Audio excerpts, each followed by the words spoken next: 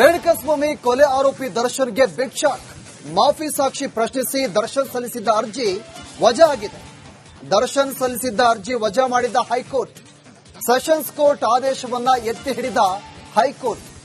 ಮಾಫಿ ಸಾಕ್ಷಿ ಆಕ್ಷೇಪಿಸಲು ಸಹ ಆರೋಪಿಗೆ ಹಕ್ಕಿಲ್ಲ ಅಂತ ಹೈಕೋರ್ಟ್ ಹೇಳಿದೆ. ದರ್ಶನ್ ಪರ ವಾದ ಮಂಡಿಸಿದ್ದ ಹಿರಿಯ ವಕೀಲ ಹಷ್ಮತ್ ಪಾಷಾ ಸಹ ಆರೋಪಿಗೆ ದಾರಿ ತಪ್ಪಿಸುತ್ತಿದ್ದಾರೆ ಅಂತ ಹಷ್ಮತ್ ಪಾಷಾ ವಾದವನ್ನ ಮಾಡಿದ್ದಾರೆ. ವಿನಯ್ ಕುಲಕರ್ಣಿ ಕೇಸ್ನಲ್ಲಿ ಈಗಾಗಲೇ ತೀರ್ಮಾನವಾಗಿದೆ. ಹೈಕೋರ್ಟ್ ನೀಡಿದ ತೀರ್ಪನ್ನ ಸುಪ್ರೀಂ ಕೋರ್ಟ್ ಒಪ್ಪಿದೆ. ಹೀಗಾಗಿ 59ನೇ ಸಿಸಿಎಚ್ ಕೋರ್ಟ್ ಆದೇಶದಲ್ಲಿ ಮಧ್ಯ ಪ್ರವೇಶ ಮಾಡುವಂತಿಲ್ಲ. ಹೀಗಂತ ನ್ಯಾಯಮೂರ್ತಿ ಎಂ ನಾಗಪ್ರಸನ್ನ ಅವರಿದ್ದ ಹೈಕೋರ್ಟ್ ಪೀಠ ಆದೇಶವನ್ನ ನೀಡಿದೆ. ದರ್ಶನ್ ಪರ ವಕೀಲ ಮಾಫಿ ಸಾಕ್ಷಿಗೆ ಅರ್ಜಿಯನ್ನ ಸಲ್ಲಿಕೆ ಮಾಡಿದ್ರು. ಆ ಅರ್ಜಿ ವಿಚಾರಣೆಗೆ ಬಂತು. ಈ ಸಂದರ್ಭದಲ್ಲಿ ಮಾಫಿ ಸಾಕ್ಷಿ ಪ್ರಶ್ನೆ ಮಾಡೋದಕ್ಕೆ ಹಕ್ಕಿಲ್ಲ, ಆಕ್ಷೇಪಣೆ ಸಲ್ಲಿಸುವುದಕ್ಕೆ ಹಕ್ಕಿಲ್ಲ ಅಂತ ದರ್ಶನ್ ಸಲ್ಲಿಕೆ ಮಾಡಿದಂತ ಅರ್ಜಿಯನ್ನ ಈಗ ಹೈಕೋರ್ಟ್ ವಜಾಗೊಳಿಸಿದೆ. ಸೆಷನ್ಸ್ ಕೋರ್ಟ್ ಆದೇಶವನ್ನ ಹೈಕೋರ್ಟ್ ಈಗ ಎತ್ತಿ ಹಿಡಿದಿದೆ. ಪ್ರದೋಷ್ ಮಾಫಿ ಸಾಕ್ಷಿ ಹೇಳಿಕೆಯನ್ನ ನೀಡ್ತೀನಂತ ಒಪ್ಕೊಂಡಿದ್ದ. ಈ ಪರ ಅರ್ಜಿಯನ್ನ ಕೂಡ ಸಲ್ಲಿಕೆ ಮಾಡಲಾಗಿತ್ತು. ಇದು ಒಂದ್ ಕಡೆ ಮಾಫಿ ಸಾಕ್ಷಿಯನ್ನ ಏನಾದ್ರೂ ಪ್ರದೋಷ್ ಹೇಳಿಕೆಯನ್ನ ನೀಡಿದ್ರೆ ದರ್ಶನ್ಗೆ ಬಹಳ ದೊಡ್ಡ ಮಟ್ಟದಲ್ಲಿ ಶಾಕ್ ಆಗುತ್ತೆ. ಯಾಕಂದ್ರೆ ಈ ವಿಚಾರಕ್ಕೆ ಸಂಬಂಧಪಟ್ಟಂತೆ ಈಗಾಗಲೇ ಕೋರ್ಟ್ನಲ್ಲಿ ವಾದ ಪ್ರತಿವಾದ ಎಲ್ಲ ಕೂಡ ನಡೀತಾ ಇದೆ. ಈ ಸಂದರ್ಭದಲ್ಲಿ ಇವತ್ತು ಏನು ದರ್ಶನ್ ಪರ ವಕೀಲರು ಅರ್ಜಿಯನ್ನ ಸಲ್ಲಿಕೆ ಮಾಡಿದ್ರಲ್ಲ, ಆ ಮಾಫಿ ಸಾಕ್ಷಿ ಆಕ್ಷೇಪಣಕ್ಕೆ ಸಂಬಂಧಪಟ್ಟಂತೆ ಆ ಅರ್ಜಿಯನ್ನ ಇದೀಗ ಹೈಕೋರ್ಟ್ ವಜಾಗೊಳಿಸಿದೆ. ದರ್ಶನ್ಗೆ ಇದು ಒಂದು ರೀತಿಯಾಗಿ ಬಿಗ್ ಶಾಕ್.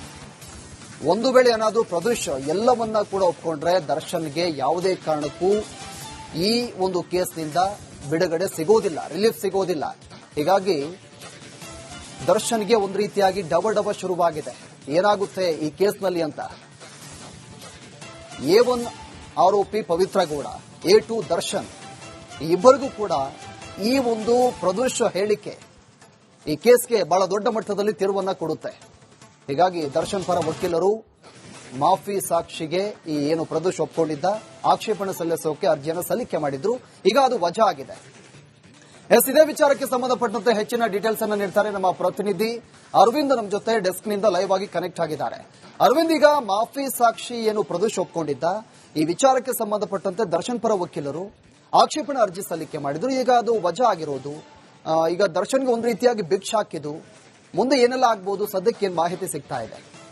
ಎಸ್ ಪ್ರವೀಣ್, ಖಂಡಿತವಾಗ್ಲೂ ಕೂಡ ರೇಣುಕಾಸ್ವಾಮಿ ಹತ್ಯೆ ಪ್ರಕರಣ ಏನಿತ್ತು, ಈ ಪ್ರಕರಣ ಸಂಬಂಧಪಟ್ಟಂತೆ ಆರೋಪಿ A14 ಆರೋಪಿ ಆಗಿರುವಂತಹ ಪ್ರದೋಷ್ ಇಲ್ಲಿ ಮಾಫಿ ಸಾಕ್ಷಿಯಾಗಿ ಅರ್ಜಿಯನ್ನು ಕೂಡ ಸಲ್ಲಿಕೆ ಮಾಡ್ತಾರೆ. ಈ ಮಾಫಿ ಸಾಕ್ಷಿಯನ್ನು ಪ್ರಶ್ನೆ ಮಾಡಿ ವಾದ ಮಂಡನೆ ಮಾಡೋದಕ್ಕೆ, ಅಂದ್ರೆ ಆರೋಪಿ ಪರ ದರ್ಶನ್ ಪರ ವಕೀಲರಾಗಿರುವಂತಹ ಹಸ್ಮತ್ ಪಾಷಾ ಅವರು ನಾವು ಇದನ್ನ ಪ್ರಶ್ನೆ ಮಾಡ್ತೀವಿ ಅನ್ನುವಂತ ಹಂತದಲ್ಲಿ 59ನೇ ಸಿಸಿಎಚ್ ನ್ಯಾಯಾಲಯದಲ್ಲಿ ಅವರು ಪ್ರಶ್ನೆಯನ್ನ ಮಾಡಿರ್ತಾರೆ. ಆದ್ರೆ ಅದನ್ನ ತಿರಸ್ಕರಿಸಿದಂತಹ 59ನೇ ಸಿಸಿಎಚ್ ನ್ಯಾಯಾಲಯ ಅಲ್ಲಿ ಪ್ರಾಸಿಕ್ಯೂಷನ್ ಈ ಒಂದು ಮಾಫಿ ಸಾಕ್ಷಿಯನ್ನ ಪರಿಗಣನೆ ಮಾಡಿರುತ್ತೆ. ಅದಾದ ಬಳಿಕ ನಮಗೆ ಒಂದು ವಾರದ ಕಾಲ ಒಂದು ಅವಕಾಶ ಬೇಕು ಅನ್ನುವಂತಹ ಮನವಿಯನ್ನು ಕೂಡ ಮಾಡಿರ್ತಾರೆ. ಅದೇ ಪ್ರಕಾರವಾಗಿ 59ನೇ ಸಿಸಿಎಚ್ ನ್ಯಾಯಾಲಯ ಇವರಿಗೆ 1 ವಾರಗಳ ಕಾಲ ಈ ಮಾಫಿ ಸಾಕ್ಷಿಯ ಪರಿಗಣನೆ ಸಂಬಂಧಪಟ್ಟಂತೆ ಕಾಲಾವಕಾಶ ನೀಡಿರುತ್ತೆ. ಈ ಹಂತದಲ್ಲಿ ದರ್ಶನ್ ಪರ ವಕೀಲರಾಗಿರುವಂತಹ ಹಸ್ಮತ್ ಪಾಷಾ ಅವರು ಹೈಕೋರ್ಟ್ಗೆ ಒಂದು ಮನವಿಯನ್ನ ಸಲ್ಲಿಕೆ ಮಾಡ್ತಾರೆ. ಅದರ ಬಗೆಗೆ ಇವತ್ತು ವಿಚಾರಣೆ ಕೂಡ ನಡೆಯುತ್ತೆ. ವಿಚಾರಣೆ ಹಂತದಲ್ಲಿ ಹೈಕೋರ್ಟ್ ಕೂಡ ಹೇಳುವಂತದ್ದು, ವಿನಯ್ ಕುಲಕರ್ಣಿ ಅವರ ಕೇಸ್ನಲ್ಲೂ ಕೂಡ 2 ಬಾರಿ ಇದೇ ರೀತಿಯಾಗಿ ನಾವು ತೀರ್ಪು ಕೊಟ್ಟಿದ್ವಿ. ಎಂ ನಾಗಪ್ರಸನ್ನ ಅವರ ಪೀಠದಿಂದಲೇ ಈ ಒಂದು ಆದೇಶ ಆಗಿತ್ತು. ಅದನ್ನ ಸುಪ್ರೀಂ ಕೋರ್ಟ್ ಕೂಡ ಅದನ್ನ ಎತ್ತಿ ಹಿಡಿದಿತ್ತು. ಅದೇ ರೀತಿಯಾಗಿ ಈ ಪ್ರಕರಣದಲ್ಲೂ ಕೂಡ ನಾವು ಕೆಳ ಹಂತದ ನ್ಯಾಯಾಲಯದ ಆದೇಶವನ್ನು ನಾವು ಪ್ರಶ್ನಿಸೋದಕ್ಕೆ ಬರೋದಿಲ್ಲ, ಮಧ್ಯ ಪ್ರವೇಶ ಮಾಡೋದಿಲ್ಲ. ಹಾಗಾಗಿ ಅಲ್ಲಿ ಏನಾದ್ರೂ ಇದನ್ನ ಪರಿಗಣನೆ ಮಾಡಿದ ಬಳಿಕ ಆ ಪ್ರಕ್ರಿಯೆಯನ್ನ ನೀವು ಆಕ್ಷೇಪಣೆ ಮಾಡಬೇಕೇ ವಿನಃ ಇಲ್ಲಿ ಯಾವುದೇ ರೀತಿಯಾಗ್ಲೂ ಕೂಡ ನೀವು ಮಾಫಿ ಸಾಕ್ಷಿ ಆತನ ಒಂದು ಅರ್ಜಿಗೆ ಇಲ್ಲಿ ನೀವು ಆಕ್ಷೇಪಣೆ ಹಾಕಬಾರದು ಅನ್ನುವಂತ ಹಂತದಲ್ಲಿ ಅವರು ಇವತ್ತು ಅರ್ಜಿಯನ್ನ, ಅಂದ್ರೆ ಈ ಮೇಲ್ಮನವಿ ಅರ್ಜಿ ಏನ್ ಸಲ್ಲಿಕೆ ಮಾಡಿದ್ರು ಆ ಅರ್ಜಿಯನ್ನ ವಜಾ ಮಾಡಿ ಈಗ ಹೈಕೋರ್ಟ್ ಕೂಡ ಆದೇಶವನ್ನ ನೀಡಿರುವಂತದ್ದು. ಇನ್ನ 1 ವಾರದ ಬಳಿಕ ಮತ್ತೆ 59ನೇ ಸಿಸಿಎಚ್ ನ್ಯಾಯಾಲಯದಲ್ಲಿ ಇದೇ ವಿಚಾರಣೆ ಕೂಡ ಮತ್ತೆ ಆರಂಭ ಆಗುತ್ತೆ.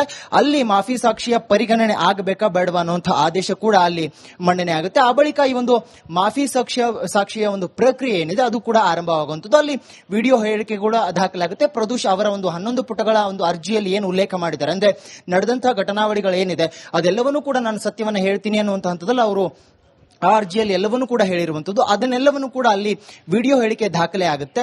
ಅದಾದ ಬಳಿಕ ಅಲ್ಲಿ ಆರೋಪಿ ಪರ ವಕೀಲರು ಅದನ್ನ ಆಕ್ಷೇಪ ಮಾಡಬೇಕು. ಅಂದ್ರೆ ಇಲ್ಲಿ ಪ್ರದೋಷ್ ಏನ್ ಹೇಳ್ತಾ ಇದ್ದಾರೆ ಇದೆಲ್ಲವೂ ಕೂಡ ಕಟ್ಟುಕತೆ, ಇದೆಲ್ಲವೂ ಕೂಡ ಸುಳ್ಳು ಅನ್ನುವಂಥದ್ದನ್ನ ಅವರು ಅಲ್ಲಿ ನಿರೂಪಿಸಬೇಕಾಗುತ್ತೆ. ಒಂದು ಹಂತದಲ್ಲಿ ಅವರು ಅದನ್ನ ನಿರೂಪಿಸೋದಕ್ಕೆ ಆಗದಿಲ್ಲ ಅನ್ನುವಂತ ಹಂತದಲ್ಲಿ ಆಗ ಮತ್ತೆ ಟ್ರಯಲ್ ನಲ್ಲಿ ದರ್ಶನ್ ಅವರಿಗೆ ಸಂಕಷ್ಟ ಎದುರಾಗುತ್ತೆ. ಇಲ್ಲಿ ಮಾಫಿ ಸಾಕ್ಷಿಯಾಗಿರುವಂತಹ ಪ್ರದೋಷ್ ಏನಿದ್ದಾನೆ ಈತ ಅಲ್ಲಿ ದರ್ಶನ್ ಅವರ ವಿರುದ್ಧವಾಗಿ ನೇರವಾಗಿ ಹಲವು ಆರೋಪಗಳನ್ನ ಮಾಡಿರುವಂತದ್ದು.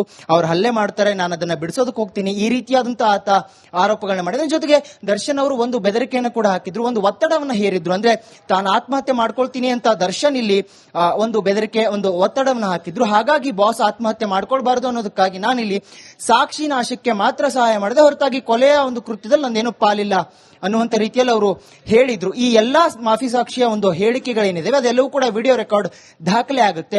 ಅದಾದ ಬಳಿಕ ಈ ಪ್ರಕ್ರಿಯೆ ಮುಂದುವರಿಯುವಂಥದ್ದು. ಹಾಗಾಗಿ ಪ್ರಕ್ರಿಯೆಯನ್ನ ನೀವು ಇಲ್ಲಿ ಆಕ್ಷೇಪಣೆ ಮಾಡಬೇಕೇ ವಿನಃ ಅದರ ಬದಲಾಗಿ ಮಾಫಿ ಸಾಕ್ಷಿ ಅರ್ಜಿಯನ್ನೇ ನೀವು ಇಲ್ಲಿ ಆಕ್ಷೇಪಣೆ ಮಾಡೋದಕ್ಕೆ ಬರೋದಿಲ್ಲ ಅನ್ನುವಂಥದ್ದನ್ನ ಇವತ್ತು ಹೈಕೋರ್ಟ್ ಕೂಡ ಹೇಳಿರುವಂಥದ್ದು. ಇಲ್ಲಿ ನಿಜಕ್ಕೂ ಕೂಡ ನಟ ದರ್ಶನ್ಗೆ ಶಾಕ್ ಉಂಟಾಗಿದೆ. ಓಕೆ, ಥ್ಯಾಂಕ್ ಯು ಅರವಿಂದ್ ತಮ್ಮೆಲ್ಲ ಮಾಹಿತಿಗೆ.